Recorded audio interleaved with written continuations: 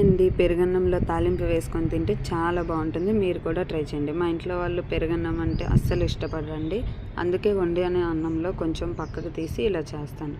ముందుగా కుక్కర్లో వండిన అన్నం 2 కప్పులు తీసుకొని ఆ అన్నం ములిగినంత వరకు వాటర్ వేసి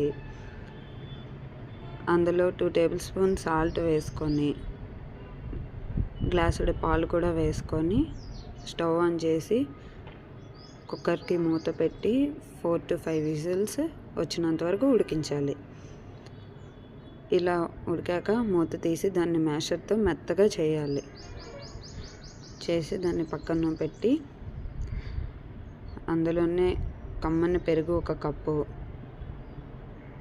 కొంచెం ఫ్రెష్ క్రీమ్, అది ఆప్షనల్, మీ ఇంట్లో ఉంటే వేయండి లేకపోతే లేదు. అందులో ఇంకొంచెం సాల్ట్ కూడా వేసుకోవాలి.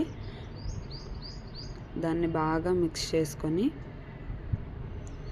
అందులోనే కొంచెం అల్లం తరుగు, పచ్చిమిర్చి తరుగు కూడా వేసి బాగా కలుపుకోవాలి. ఇప్పుడు తాలింపు కోసం మళ్ళీ స్టవ్ ఆన్ చేసి తాలింపు గిన్నె పెట్టుకొని 2 టేబుల్ స్పూన్ ఆయిల్ వేసుకొని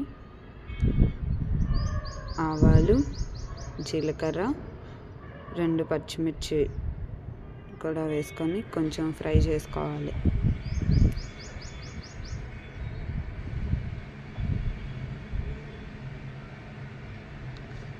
కొంచెం ఫ్రై అయ్యాక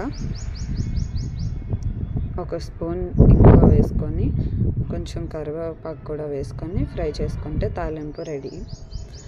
ఆ తాలింపుని ఆ పెరుగన్నంలో వేసి బాగా కలుపుకొని